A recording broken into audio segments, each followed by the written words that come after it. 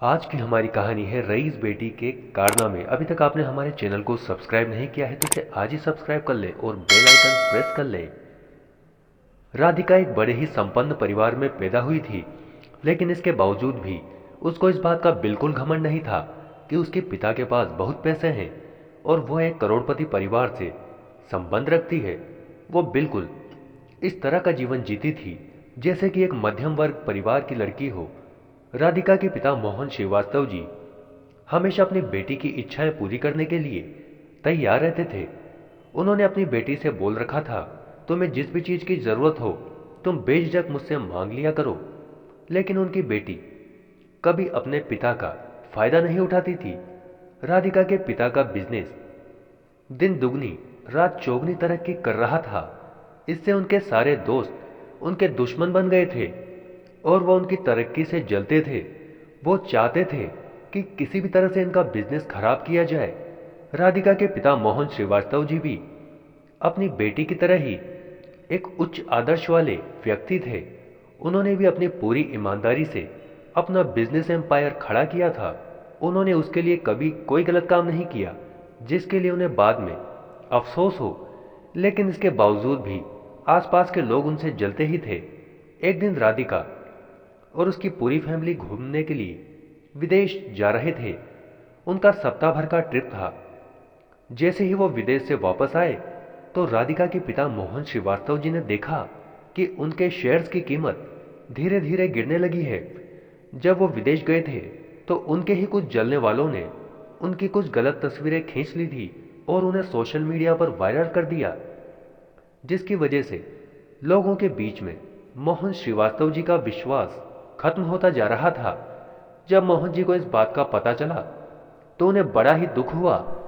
जिन लोगों से उन्होंने दोस्ती की थी वही उन्हें बर्बाद करने पर तुले हुए हैं। कुछ ही दिनों में उनके शेयर्स की कीमत में भारी गिरावट आ गई और मोहन श्रीवास्तव जी को बहुत बड़ा नुकसान लग गया।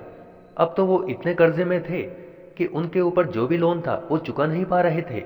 उनका मकान भी गिरवी था। मोहन जी बड़े परेशान थे और उन्हें कुछ समझ में नहीं आ रहा था कि आखिर क्या करें। राधिका अपने पिता की परेशानी समझ रही थी, लेकिन वो कुछ भी नहीं कर पा रही थी। राधिका ने फैसला किया कि जिन गलत तस्वीरों की वजह से मेरे पिता का पूरा बिजनेस खराब हुआ है उनकी सत्यता मुझे जांचनी ही होगी। राधिका अपने पिता को अच्छे से जानती थी कि वो इस तरह का कोई काम नहीं कर सकते। राधिका ने अपने दोस्त ललित को बुलाया और वो दोनों अगले ही दिन विदेश के लिए निकल गए। और वो जहां जहां पर भी रुके थे, जिन जिन लोगों से वो मिले थे, उन सभी से उन्होंने अच्छे से पूछताछ की, हर चीज को बारीकी से देखा। एक जगह उन्हें पूछताछ के दौरान पता लगा कि उनके पिता के ही किसी दुश्मन ने जानबूझकर एक लड़की को राधिका के पिता के पास भेजा था और जानबूझकर उस लड़की ने राधिका के पिता से नजदीकियां बढ़ाई और अश्लील फोटो क्लिक करवाए। राधिका और उसके दोस्त ललित ने उस लड़की को ढूंढ निकाला और सबके सामने ले आए। लड़की ने यह बात कबूल ली कि उसने मोहन श्रीवास्तव जी के दोस्तों के कहने पर ही ये तस्वीरें खिंचवाई थी। वो बिल्कुल बेगुनाह है। मोहन श्रीवास्तव जी की सच्चाई जब मीडिया के सामने आई तो वापस से उनके शेयरों में उछाल आने लगा और उनकी सारी परेशानियां दूर हो गई। मोहन जी अपनी बेटी राधिका के पास गए और उसे गले लगा लिया। उन्हें अपनी बेटी पर आज बहुत ही गर्व महसूस हो रहा था। दोस्तों, इस कहानी से हमें सीख मिलती है, अगर आप सच्चे और ईमानदार हैं तो भगवान भी आपकी मदद जरूर करते हैं। जीत हमेशा सच्चाई की होती है, बुराई कभी भी नहीं जीत सकती।